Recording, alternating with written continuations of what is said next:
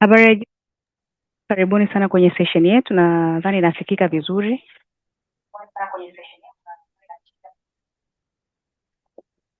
Yes, unasikika vizuri. Okay, asante sana. Karibuni kwenye mtiririko wa session zetu ambazo huwa tunazifanya kila mwezi. Kwa wale ambao ni wageni, tuna channel yetu ya YouTube ambao huwa tunaposti hizi session baada ya kuzimaliza, lakini pia wakati mnajiregister kuingia kwenye hii session, nadhani kila mtu aliweza kuweka email yake, pia mtaweza kuipata kupitia email zenu ambazo mmeziregister mwanzoni.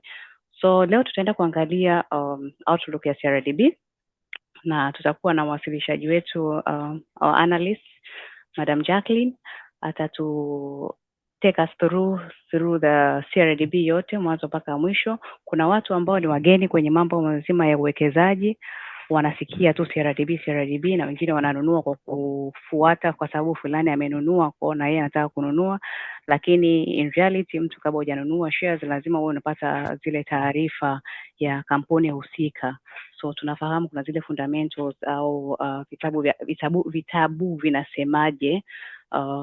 Tukiongelea mambo ya book value tutakuja kuyaona hapo. Je, thamani halisi ya kampuni husika inasemaje na bei yake ya sokoni sasa hivi imekaaje? So karibuni sana kwenye hii session na nitaomba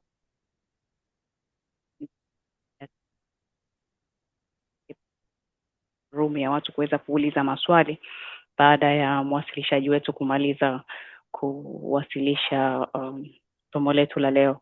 Kuwa free kuuliza maswali, hakunaga maswali ya there is no wrong answer, wrong questions au maswali ya ajabu. Tunachukua maswali yote, lakini lengo ni kwamba watu wote tuweze kupata uelewa wa nini kinachoendelea katika soko letu la hisa la Dar es Salaam au financial market in general. Kusema hayo machache, naomba nimkaribishe our analyst Miss Jacqueline uweze kuendelea. Karibu sana. Asante. Yeah, asante Madam Warida for the amazing introduction to our webinar. Kama ilivyoainishwa hapo awali kwamba leo tutakuwa tunaangalia specifically on CRDB because wote tunajua kwamba sisi kama brokers tunao wajibu wa kutoa elimu ya uwekezaji wa hisa, kujua ni wakati gani wa kubuy a particular share or to sell a particular share or to hold. So kipekee leo tunaangalia CRDB as the specific case. So katika kuangalia CRDB nimeweza kuja na a blended approach. Normally unakuta labda mtu tu anaangalia labda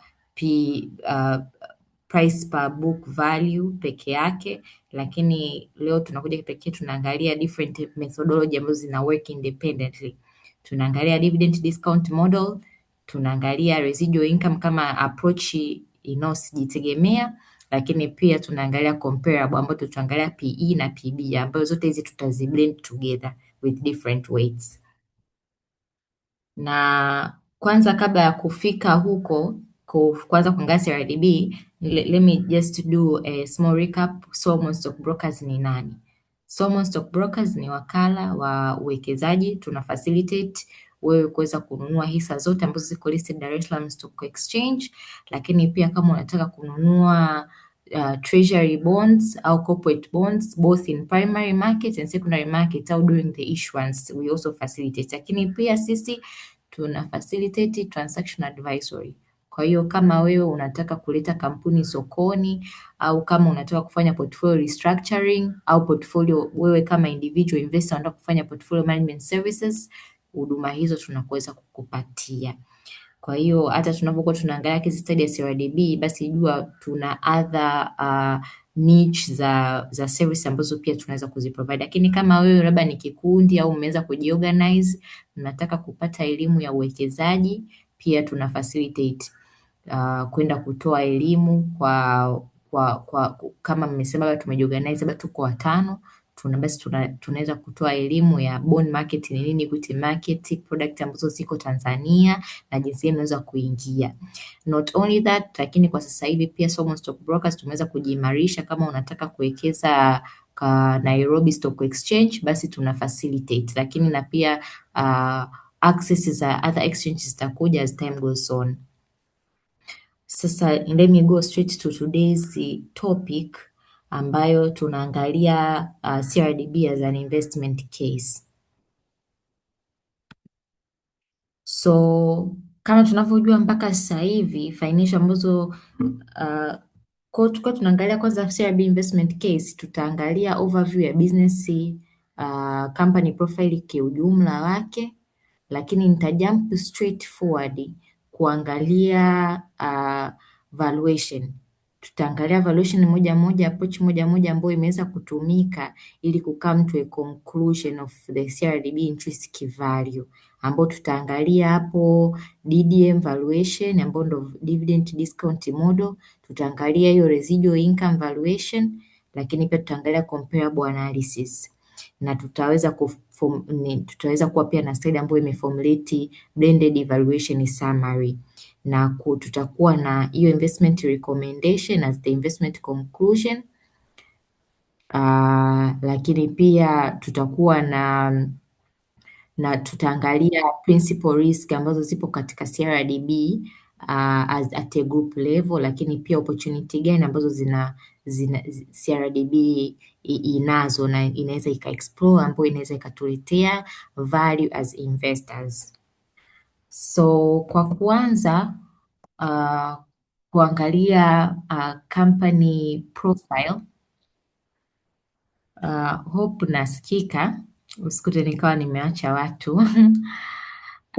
Unasikika Jackie, unaweza kaendelea. Okay, thank you so much. So kwa kuangalia kwa mpaka sasa hivi financial ambazo ziko public ni za Q1. Kwa hiyo hata ukiangalia hata ile residual income nimejaribu kuipolate mpaka kureflect Q2 values, japo kwa DDM nikaishia tu kwenye the dividend ambayo imekuwa announced as financial year 2025 na the comparable zile multiples za PE na PB tumeweza tu kuangalia as of the last quarter ambayo ni Q1, na ni misingi ya trailing kwamba inaangalia for the past 4 months. Kwa CRDB ni nani?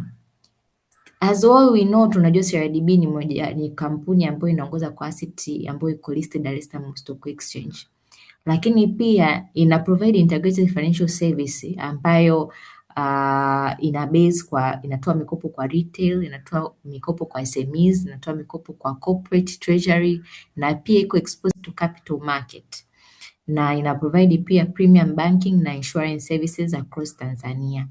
Recently tumeona hapo mwaka 2012 walijilisti Burundi, walikuwa wamefungua subsidiary Burundi, lakini pia tumeona mwaka 2023 walifungua subsidiary Congo, na pia 2023 waliingia katika biashara ya insurance, na hata mwaka jana mwishoni waliweza kuwa na representative office UAE.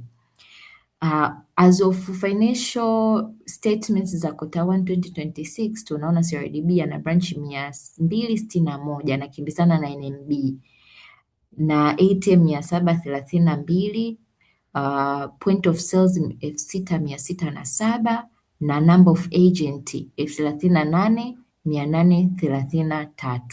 Kwa hiyo yote inakupa wewe kujua kwamba hii kampuni iko solid kiasi gani, iko na network ya business kiasi gani. Na tukiweza kuangalia financial zake za Q1 tunaona total assets zilikuwa kwenye trilioni 23.89 ambayo ilikuwa ni ongezeko la 7.56 kutoka Q4 2025. Customer deposit tunazo zilikuwa trilioni 16.26 ambayo ni 9.72% ya ongezeko ukikompea na Q4 ya 2025. Also net profit ya this quarter ikawa kwenye bilioni 206. Tukiangalia return on equity 28.11, cost to income ratio ya 41.55. na zote hizi ziko below the BOT requirement kwa in terms of the cost to income ratio. Lakini what is there in the market, kwa sababu ukiangalia hii analysis iko na available data za Kotawani kwa ambayo imefunga tarehe 30 March, lakini pia tumejaribu kucorrelate kwa residual income mpaka tarehe 30 June, japo financial hazijatoka, lakini we can simply look on the trend and correlate. Tukiangalia price ambayo ilifunga tarehe 30 Machi ni 2700, lakini ukiongelea leo DSE ukienda kuangalia kwenye dashboard unaona hadi kuna ofa za 2700. So lakini hapo katikati pia ikayumba, ilikuwa chini, ilishuka ikafika hadi 2500, 2640, something like that. Na tukiangalia trailing PE ratio ni iko kwenye 9.07x. Hapa nasoma, lakini huko mbele tutakuja kujiuliza hivi vitu vinamaanisha nini. Tunaona trailing PB ratio iko kwa 2.55x. Sasa ili upate maana sahihi ya hii PE na PB ratio at this level, kwa sababu this level is suitable, lakini is CRDB still expensive compared to other peers wake, au is it affordable? Ndo tutakuja kwenye comparables. Sasa kulingana na jinsi valuations zinavyosoma tukaona kwamba CRDB is overvalued, na ni kwa kuangalia ile blended approach ndio ikawa inaonyesha it's overvalued by 40.2%. Hii ilikuwa ni mjumuisho wa zote, ukiangalia dividend discount model, residual income na comparable. Lakini mfano the best approach ambayo ina base on asset based balance sheet approach ni ya residual income, ambayo inatuonyesha kwamba CRDB hayuko so much overvalued kama tukiinclude na hizi dividend na comparables. Lakini mwisho wa siku kwenye recommendation utakuja kuona ninatoa sababu za tofauti, ndio pale ambako tunasema kwamba sometimes kwenye kufanya hizi analysis, cha kwanza unaangalia market based approach. Je, market psychology sentiment iko wapi? Ndio nitakuja kuiblend mwisho wa hii webinar.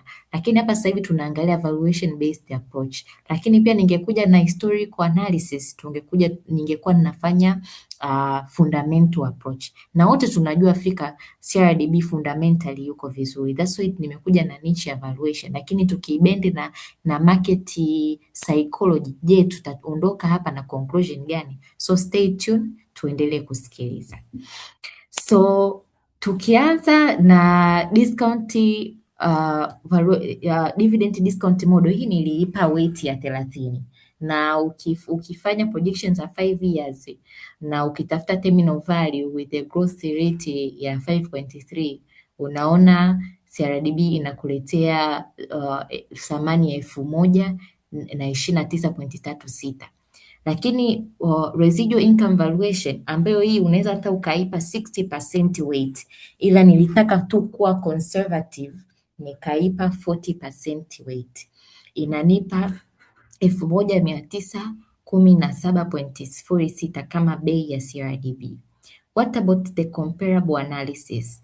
Ukiwekea weight ya 30, tutakuja kuona ukiweka weight ya 30 na contribute shilingi ngapi kwenye valuation yetu, na imeniletea thamani ya CRDB ukicompare to the peers and the industrial average ya peers, ambao peers wake nilichagua nani?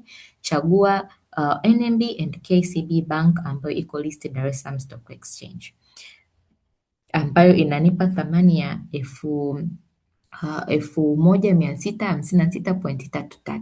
Lakini mind you, unavyosema overvalued ya CRDB, je, mpaka tukofikia hapo overvalued ni kitu gani kilipelekea overvalued? Nakumbuka kipindi cha nyuma nilikuwa nasema kwamba bei za makampuni zinapush sana kutokana na limited investment options.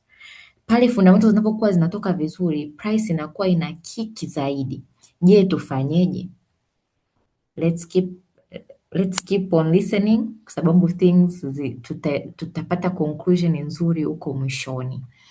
So let's look on the company snapshot itself, na hapa nimeinclude the forecasting ya CRDB, na hapa tumekuwa very optimistic, lakini pia hiyo optimistic yetu imetokana na kuwa na a vivid trend ya CRDB toka 2020. So we all know the ticker is the ticker ya CRDB ni CRDB itself. So the market price as of the 30 June ilikuwa ni 2630, na we all know CRDB has a fixed outstanding number of shares za milioni 2611.84, ambayo inapelekea this market cap. So you take the market price, you times by the number of outstanding shares. Lakini as mwaka ulivyokuwa unafunga the financial year 2025, CRDB alikuwa na net income ya bilioni 728.6. Okay, hizi zinaweza zikawa tu ni story, lakini let's come to the graph. Hii graph inatuonyesha nini?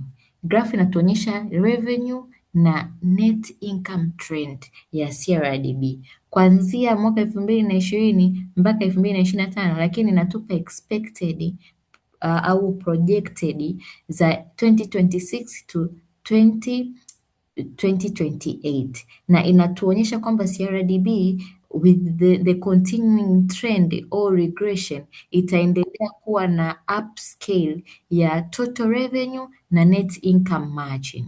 Japo tunakumbuka tulikuwa tunasema kwamba risk inaweza ikaja kutokana na kuwa na introduction of the capital market itself ambayo ina provide mteja baadaye ya kuona deposit kwenye bank, lakini ataenda kuweka kwenye labda UTT au ataenda kuweka kwenye mifuko mingine ya uwekezaji ambayo itapelekea shrinking margin ya CRDB. Lakini tunaona CRDB itself ana expand, anaingia pia kwenye capital market which is a good indicator, na ana provide subsidiaries na regional expansion ambayo inamwashua ku maintain hii positive trajectory of the company earnings.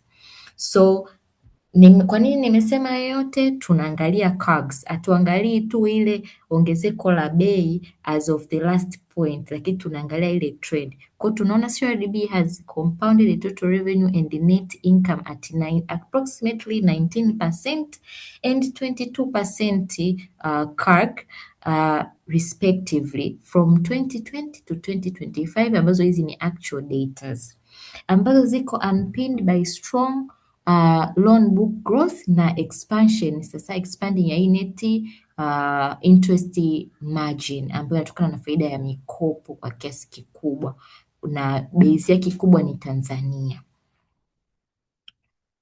Okay.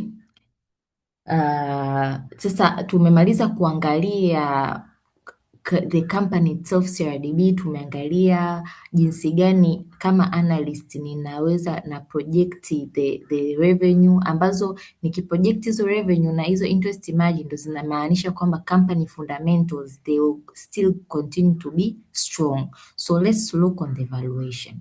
Valuation zinasemaje? Tukiangalia kama tulivyosema kwamba DDM tuliipa 30% weight, residual income tuliipa 40% weight, comparable tukaipa 30% weight kama inavyokuwa illustrated kwenye graph.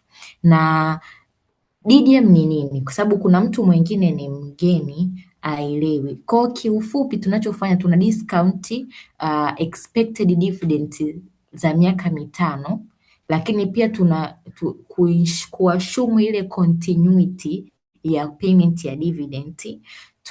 Tuna apply kitu kinaitwa growth model katika terminal value, yani ile value ya mwisho hadi ya mwaka wa 5 tunaiporelate to the infinity, na hope sijawaacha watu jamani.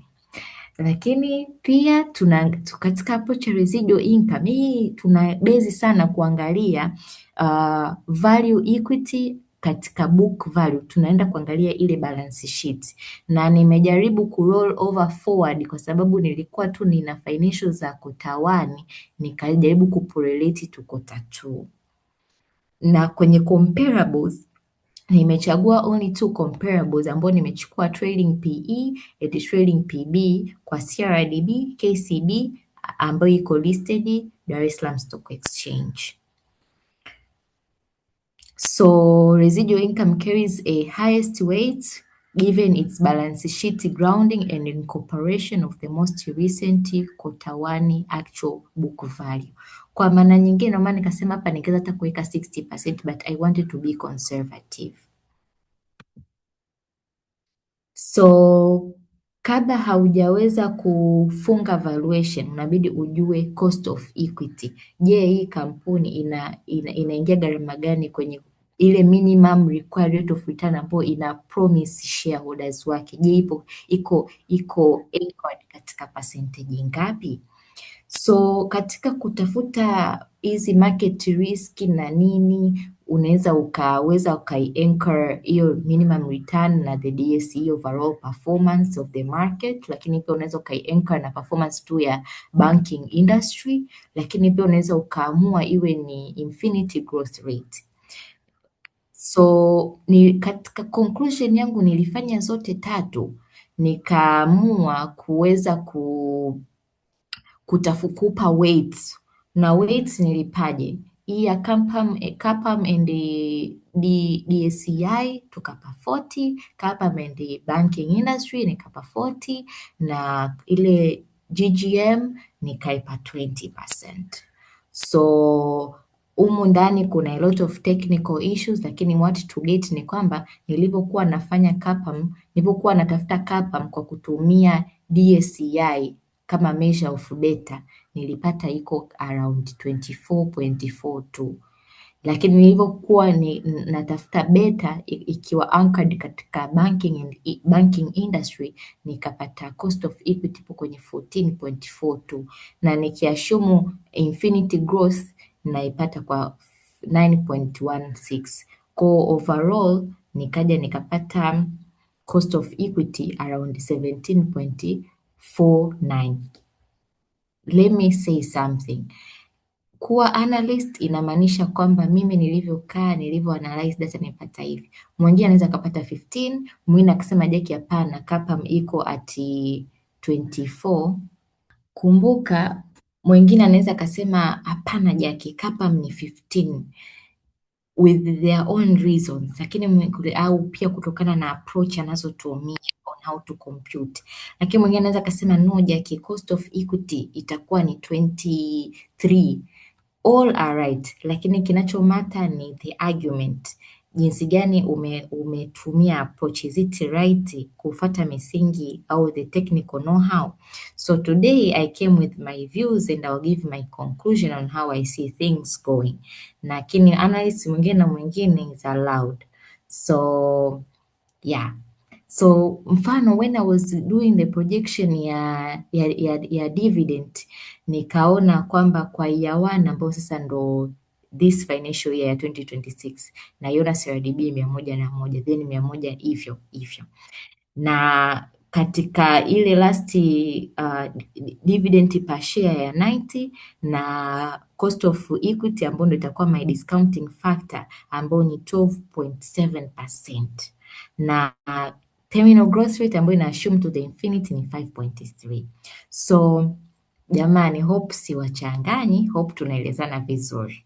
So dividend growth at 12.7 per annum for the next 5 years. So nikaashumu hizi dividend ambazo nimeziforecast kwa miaka mitano ijayo kuanzia mwaka huu zitakuwa discounted at 12.7% kwa kutumia regression base, lakini pia their own going forward kuanzia year 6 to the infinity nita discount at 5.3, ndio ikaja kunipa value of dividend discount model, kwa sababu in the end kufanya hii presentation mtu anakuweza umekujaje Jackie na eti kwamba CRDB shilingi fulani. So hapa nakuwa open kuonyesha the approaches in at a surface level. So kwa hiyo kupitia hiyo tukaona tumepataje? Tukaona present value ya dividend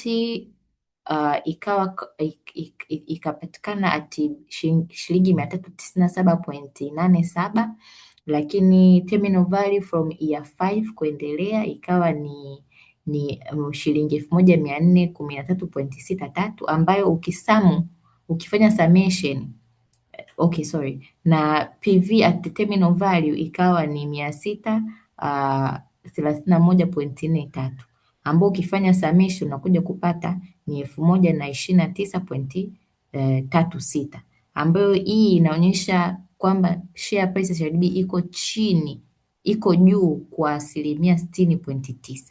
Lakini kumbuka DDM ni kiasi kidogo cha pesa, kwa sababu ukiwa ile profit ikishapatikana kuna retained earning ambayo inarudi kwa ajili ya reinvestment, alafu kile kilichobaki ndo kinagawiwa kama dividend.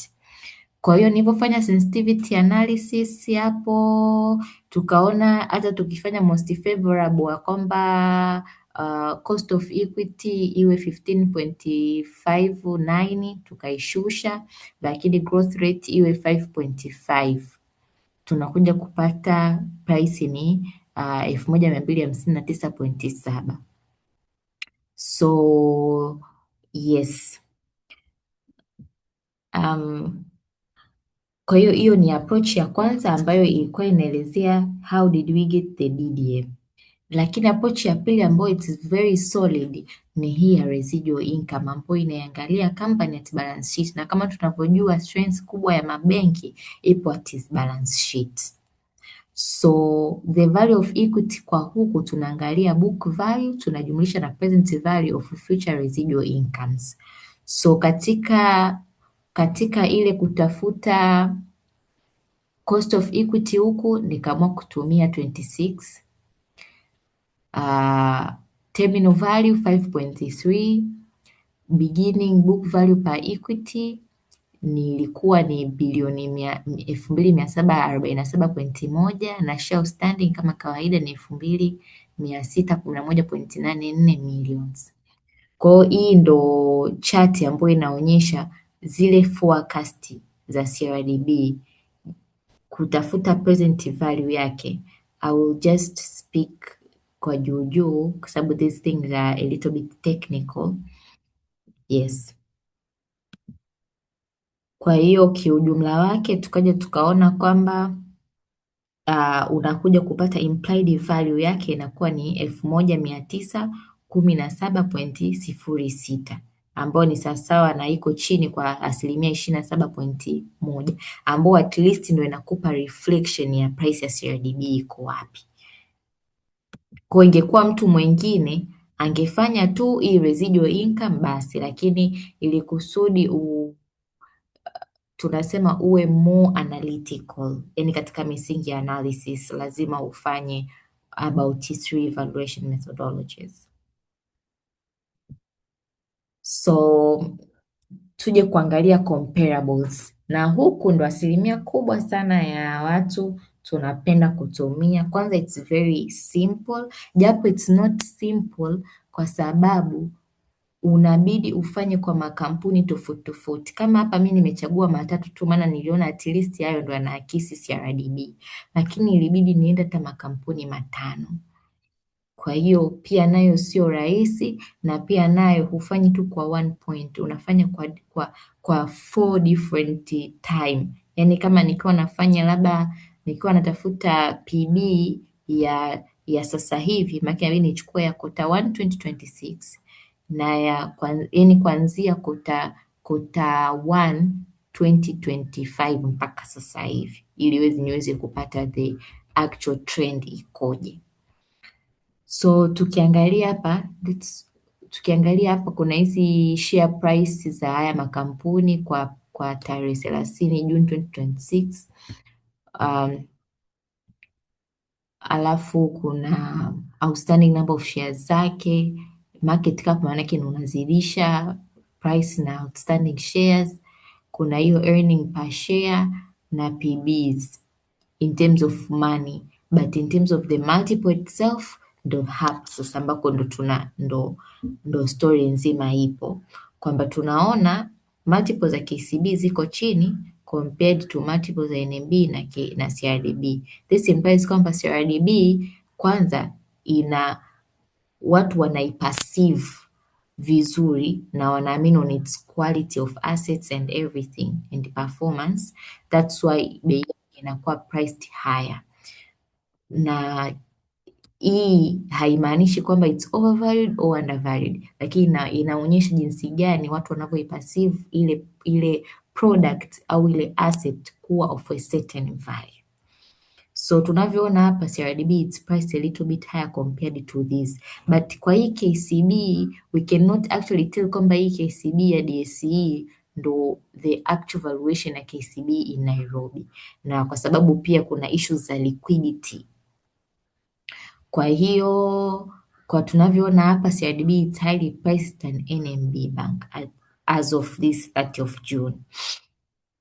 Na this is the graph showing the multiples kama unavyoona, but in terms of the PB it's on the range, it's within the range, but in terms of the earning per share it's slightly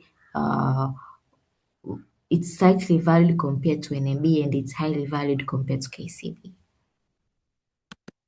Madam Analyst, kama naweza nikakuinterrupt ukirudi kwenye sheet uliotoka. Yes. 31, hiyo inamaanisha ni thamani halisi ya vitabuni ya CRDB, lakini sokoni tunaona kwamba ni 2,000 na kitu. Wapi madam? Sorry.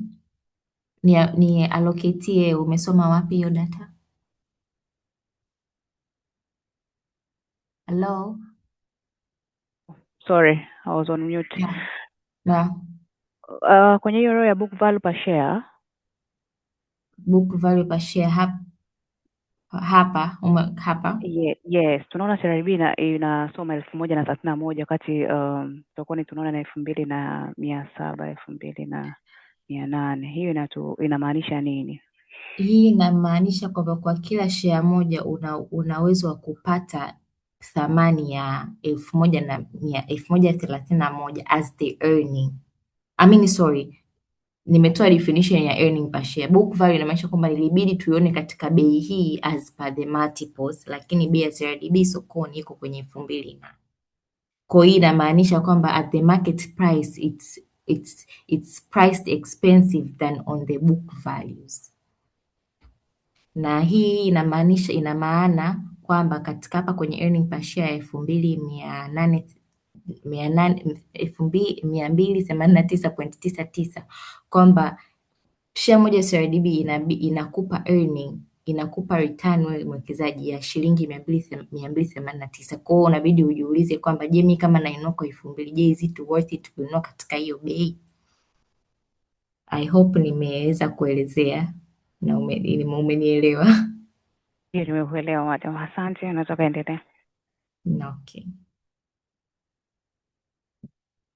So sasa kwa pale mwanzoni nilikuwa naelezea kwa different multiple kwa kila individual counter, but when you are actually valuing it ndo hapo nikasema kwamba it's not as simple as you think, kwa sababu when you are valuing it you are supposed to take the average.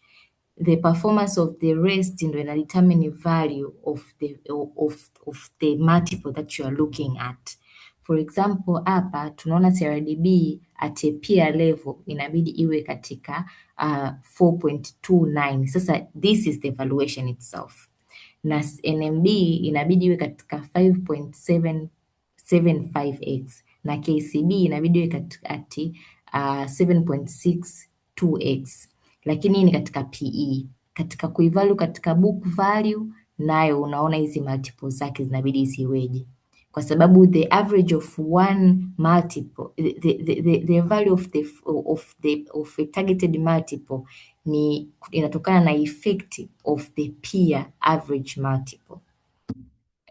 Kwa hiyo ukifanya a blended approach ya hiyo PE na PB, the value kidogo zinaenda slightly high. Mfano kama huku mwanzoni tulisema CRDB inabidi iwe katika 1,031.46, lakini ukija katika blended hapa unaikuta ipo katika 1,658.33. Ndio maana nikasema kwamba Normally people will look on the PEs na PBs, lakini we don't go deep because first we look at a particular point, we don't establish the trend, and second we don't look at the peers. Assume hapa ningekuwa na 5 peers, so my table ingekuwa hadi huku chini, but based on kuwa na few companies which are listed and which can be competing with CRDB, that's why you only find me with 3 peers. So the implication here, when I use peers, the blended implied price ya CRDB inashuti hadi 1658.33, na hii inaonyesha kwamba bei ya sokoni ipo juu kwa 36.6%. Okay.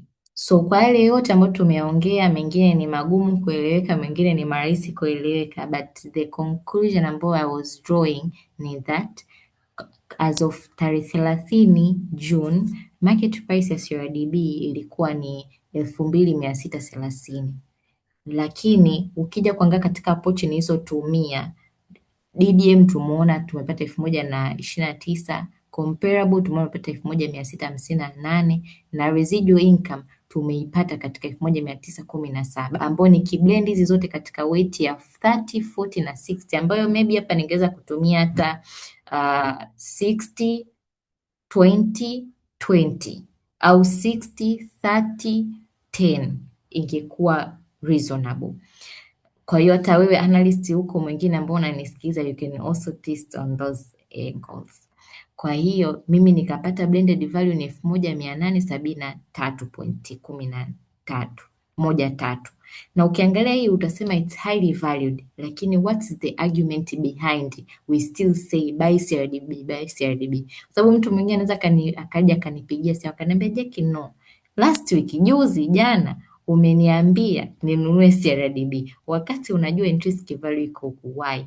Tunarudi pale kwamba yes, it's overvalued, and it's overvalued, the implied downside ni 40.2%, na sasa hivi tumeona ina trade sasa hivi sokoni kuna ofa hadi za 2700, na as of 30 June ilifunga kwa closing price ya 2630, but we all know we only have 5, let's say 5 solid company with solid fundamentals listed on DSE ambazo ni locally based, na hii ina intrigue kwamba we have limited asset classes, we have limited investment options in general.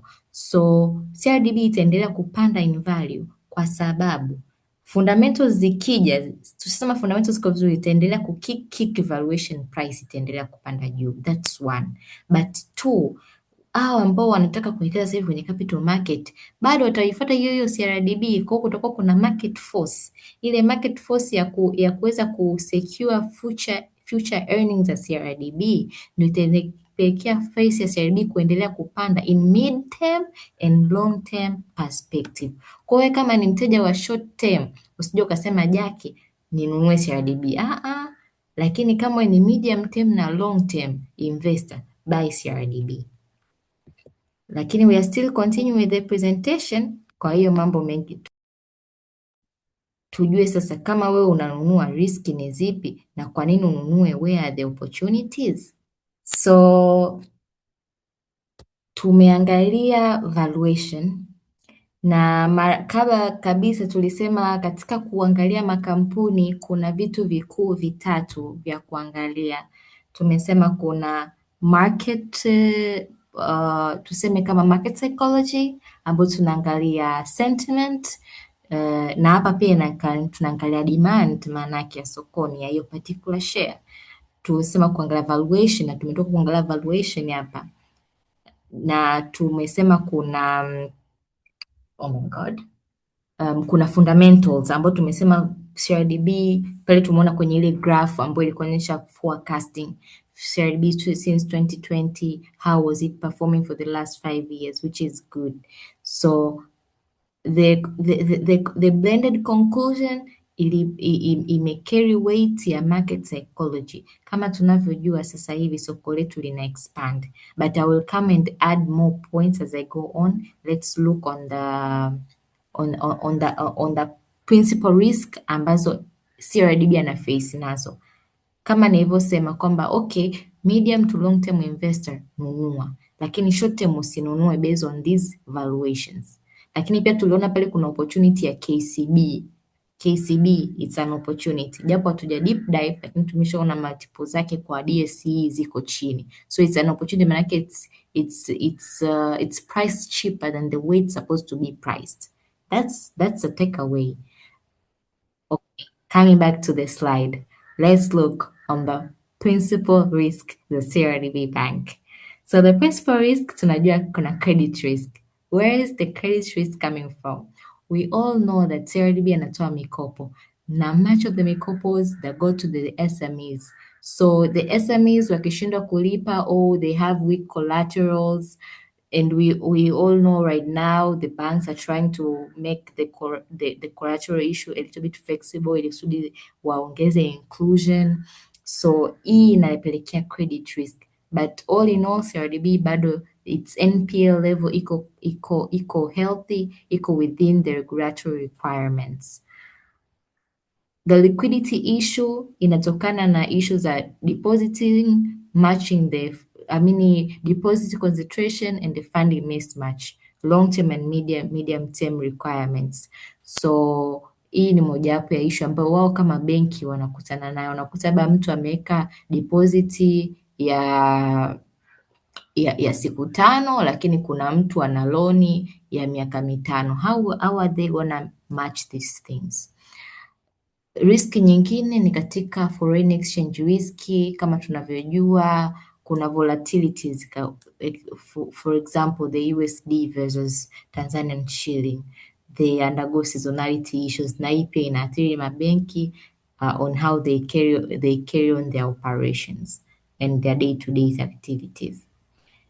Kitu cha muhimu kikubwa kabisa, risk ambayo CRDB Bank inakutana nayo ni kwenye operational risk, na mara nyingi hizi risk tukipitia kwa makini kwenye zile annual report, integrated annual report zinakuwa zinaandikwa. Sema tu I'm just trying to explain in a very layman way. So kwa upande wa operation and cybercrime wote tunajua kwamba benki inaweza kukatokea hackers wakaweza kuinteract with the core system security, but we all know kwamba CRDB wana kitengo maalum kwa ajili ya kumitigate hizi cybercrime securities. Not only that, but the compliance and regulatory risk, we all know that as day goes on kuna amendment requirement, so pia kuwaweka their staffs wawe na capacity ya meet the requirements is also an expense. So these are among the risks that are involved with the bank. We all know kwamba CRDB has a Kijani Bond, na Kijani Bond imeenda kuoffer mikopo kwa agricultural people. So when we talk about climate change, it directly affects CRDB kwa sababu wakulima ndo wanamlipa CRDB, na wakulima wanategemea mvua kwa kiasi kikubwa in Tanzania. So that's among the thing that in particular scenarios it can affect the company earnings. Okay, so let's jump on the opportunity. Nimeongelea vitu vya overvalued and I'm coming to say buy. So everybody will be like, Jackie, why? So kwanza we all know kwamba CRDB ana serve about 34.1 million adults. And tunajua financial inclusion according to the FinCorp data za 2023, I'm sorry my data are a little bit late. Tunajua kwamba watu ambao wanatumia mfano kama simu za kiganjani, mobile money ni 76% wa Tanzania, na tunajua watu ambao wanatumia informal banking kama mtu ana bank account ni only 22%. So hii ni bado ni opportunity ya CRDB ku expand. Let me go back and remind you, when you are buying CRDB, you are not buying CRDB shares only at the point of market forces of demand and supply. You are also buying the business itself. So if CRDB has the prospect of expanding its business or getting new customers that are gonna serve their books, that are gonna feed their books, it means kwamba it's an opportunity kwa wewe shareholder ambao unaishikilia hiyo share. Kwa hiyo tukiwa tunaongelea kwamba kwanza bado kuna issue ya financial inclusion gap at a business level, kwamba CRDB ataendelea kuexpand kwenye kuprovide loans, kwenye account opening and other services, premium services, capital markets, insurance etc. Lakini hii point pia unaweza ukaangalia hata katika capital market itself, bado most of the people ambao tunazongelea hizi shares ni watu hapa wa urban, watu bado hawajafunguka tukiongelea Tanzanian wide, so it's an opportunity pia, unafaidika kwenye market forces. Also digital and agency banking bado ina opportunity ya kuexpand in Tanzania. Also youth and rural segments bado CRDB wana bado hawajaingia, hawako na 100% coverage which is an opportunity, na not only CRDB, I'm talking about the banking sector itself. So tukiwa tunaongelea maanake bado kuna opportunity ya kuona zile revenue and net income zikiwa bado zinaongezeka, net income margins. Pia regional footprint kama tunavyoona, ameenda DRC, ameenda Burundi, ameenda UAE and etc as the expansion goes on. Hii inatuweka kwenye misingi mizuri sisi wanunuaji ambao ni medium to long term, kwamba CRDB is still a buy even if today it's 2,700. So before I hand over to Madam Warida, yeah, this was the small presentation on how we can see CRDB. Tumeona zile forecast na kidogo tumeona past, maanake hiyo ni fundamentally wise, how the revenue are kicking off, how the net income margins zinavyoenda, lakini kipekee tumeangalia valuations tatu ambazo ni residual income, dividend discount na tumeangalia comparable. Ndani ya comparable tumeangalia PE na PB. Yeah, tumeweza kuangalia risk and tumeweza kuona sawa kuna risk, sawa tumesema it's undervalued, but where is opportunity?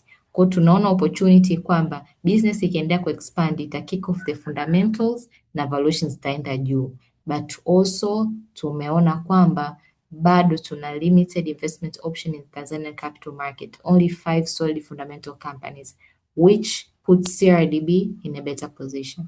Madam Warida. Asante sana Jacqueline kwa presentation nzuri.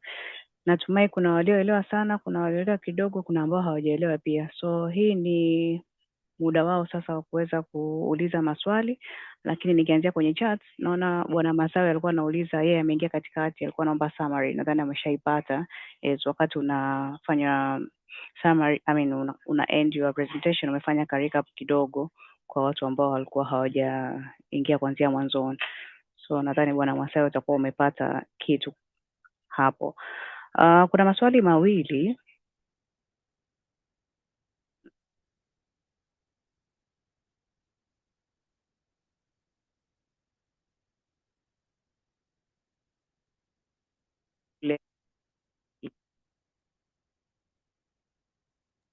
Hello?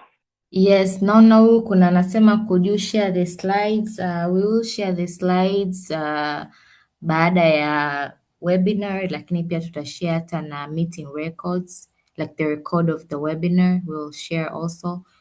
Any other question that you have seen, Madam Warida?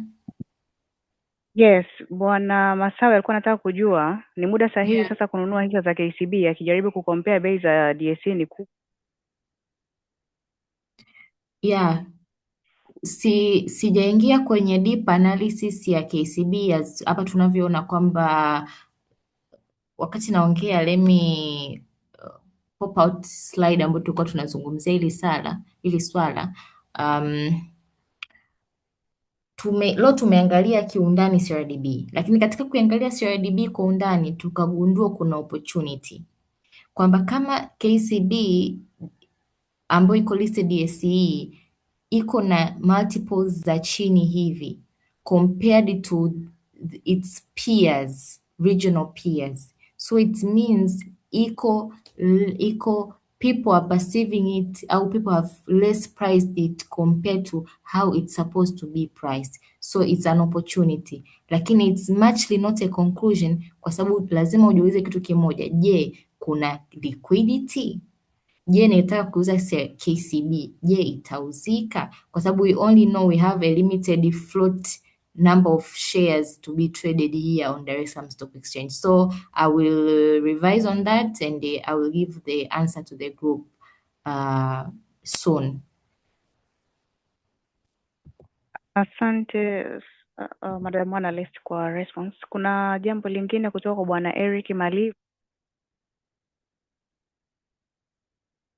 Can you help us mention them?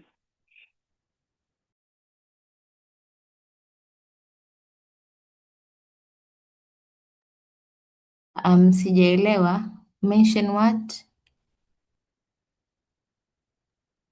Makampuni matano ambayo yana strong fundamentals.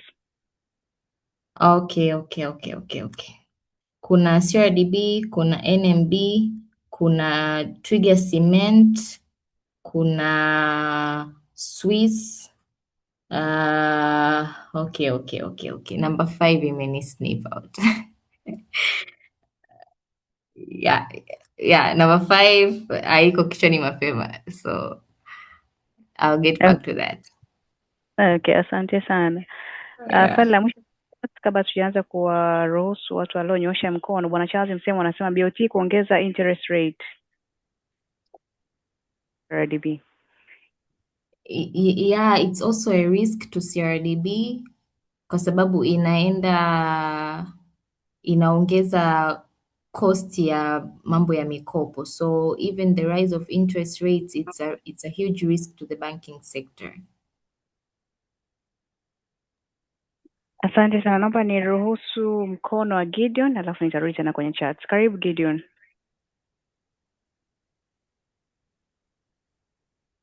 Asante. Habari, nasikika?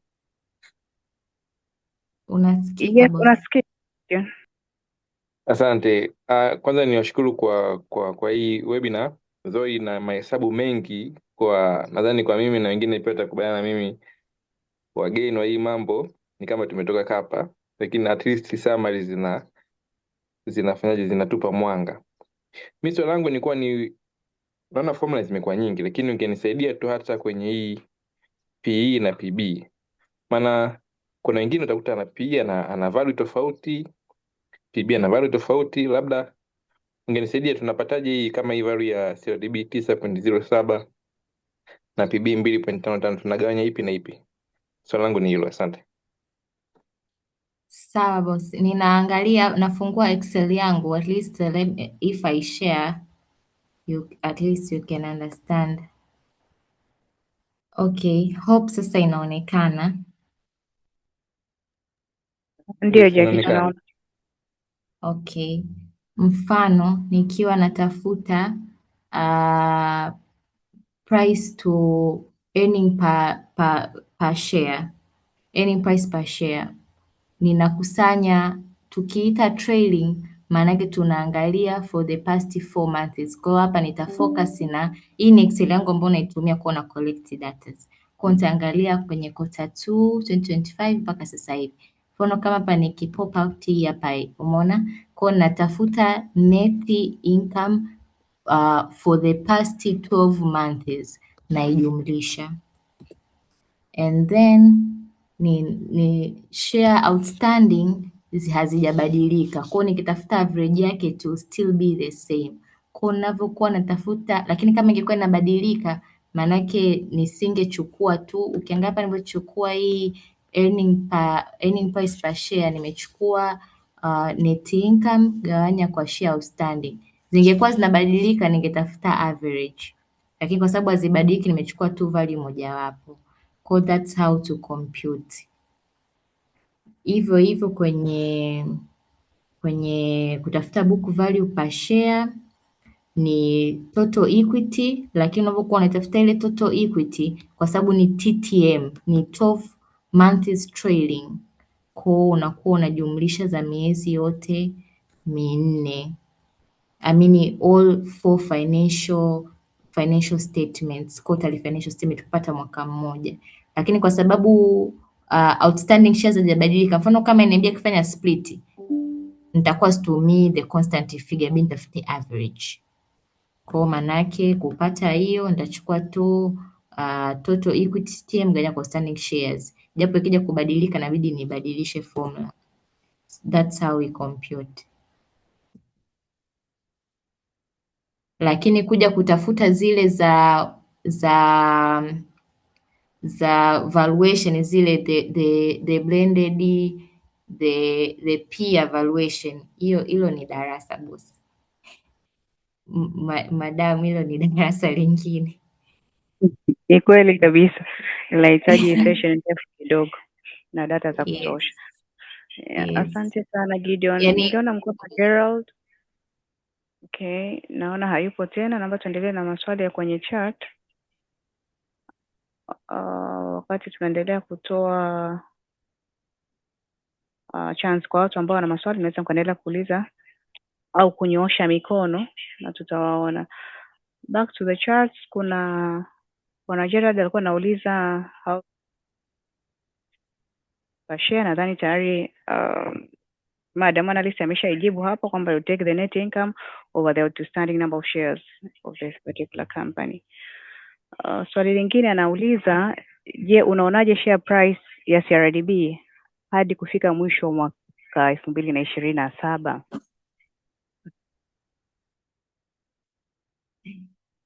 Tunaweza tukawa tunaongelea kesi za kuduplicate, we never know. Tunajua CRDB abainike, lakini ile 3,000 tulioihitigi kipindi fulani, it's possible tukaiona baada ya matokeo ya quarter 3, kwa sababu tukiwa na quarter 3 mara nyingi valuation zinakuwa ziko very solid.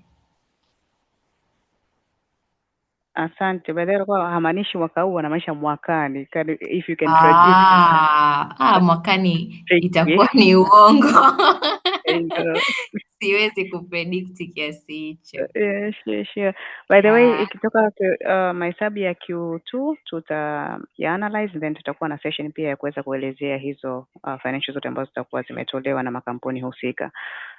Kuna swali lingine kutoka kwa Bwana Peter Malendeja. Anasema tofauti iliyopo kati ya book value na price share za CRDB.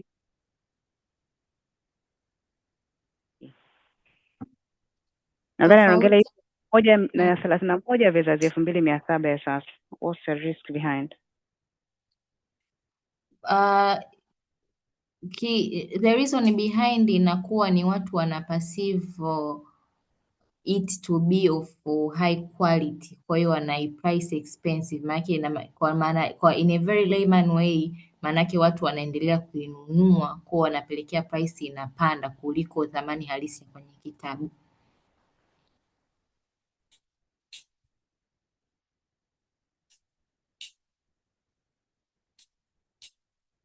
Hello, asante. Nimesikika? Ndiyo, hapo unasikika. Nimesema kwamba tofauti ya market price na ile book value ni au book value per share inatokana tu na how people wanaiperceive hiyo share sokoni. Kwa hiyo jinsi wanavyoendelea kuiwekea orders na demand, price yake inazidi kupanda compared to the book value. Kwa hiyo hii pia unaweza ukaichukulia positive kwamba hiyo kampuni iko swafi, yani iko vizuri. Lakini sasa when it's already being priced, inamaanisha kwamba wewe huna faida. Inamaanisha unabidi ujue kitu kina thamani kabla hakijatambulika with the rest of the people. Normally inakuaga na hizo implication pia.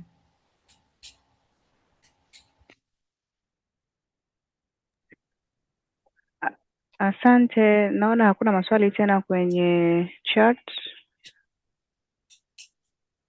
Tunakaribisha tena, kama kuna mtu yote ana swali anaweza aka raise hand. Otherwise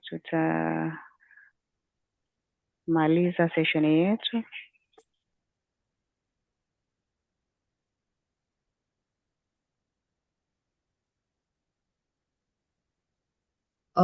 Na kampuni nyingine ambayo nimeisahau, niliulizwa pale makampuni yenye solid fundamentals, nilikuwa nimeisahau TCC.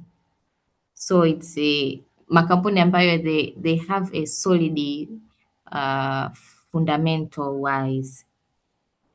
CRDB, NMB, TPCC, Swiss na TCC, yani yako na grounds,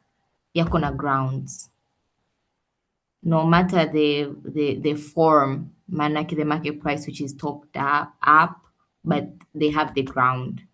Lakini haimaanishi sasa kuwa na solid foundation maanake ni as of today, lakini the question is, can they prevail to give you the outcome for the next period? So that's another case. So yeah. Asante sana Madam Analyst. Naona hakuna mkono wala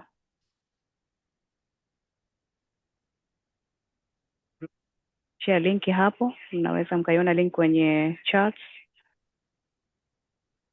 Rose unauliza Zoom inakuwa kila baada ya muda gani? Recently tunaifanya kila mwezi mara moja. Mara nyingi inakuwa ni zile wiki mbili za mwisho wa mwezi tunakuwa tunafanya. Moses anauliza mbona hautaji TCB? Sijaelewa Moses. TCB in which sense, kwa sababu bado haijawa listed. Kama unaweza ukaielezea Moses? Sio, anamaanisha TBL. Nimesahau kuimention. Namuona amewasha video. Unaweza uka unmute mic yako Bwana Moses na kuongea kuelezea swali lako. Hello? Hello? Yes, Tunakusikia Bwana Moses, karibu.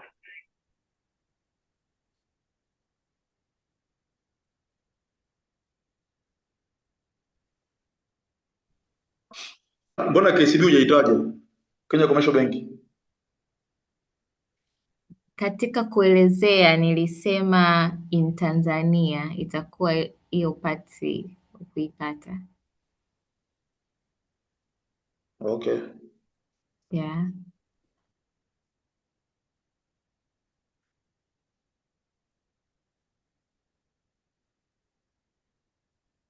Okay, kuna swali kutoka kwa Sabara, anasema beyond 2,700 is it worth buying for medium term investor? I think he's just Beyond 2,000 and 700.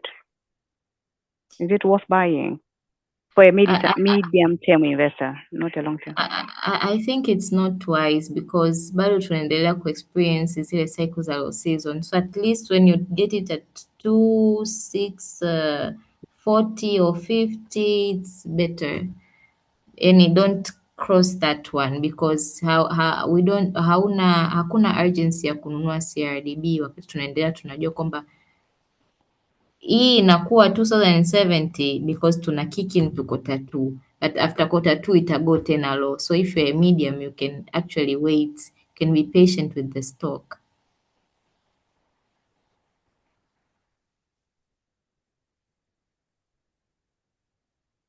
Asante, naona hakuna swali wala mkono. Ndani ni muda sahihi sasa kufunga session yetu. Tunashukuru sana kwa wote ambao mliweza participate kwenye hii session. Kwa wale ambao hawajui Solomon alipo, tunapatikana Posta, jengo la PPF House, ground floor, ambayo iko kwenye makutano ya barabara ya Samora na Morogoro Road. Na pia tuna hizo groups za WhatsApp, nimeshare links hapo kama mara 3. Unaweza uka join pia, huwa tunatuma hizi updates zote ambazo zinakuwa zinatokea sokoni. Maana Bwana Eric ametuma swali hapa, is it wise to have a single stock in my portfolio? If you're a risk taker and you have calculated the risk, it's wise. And if it depends on the amount, for example, if it's below 30 million, it's okay. But if it's above 30 million and you are risk averse, that's a problem.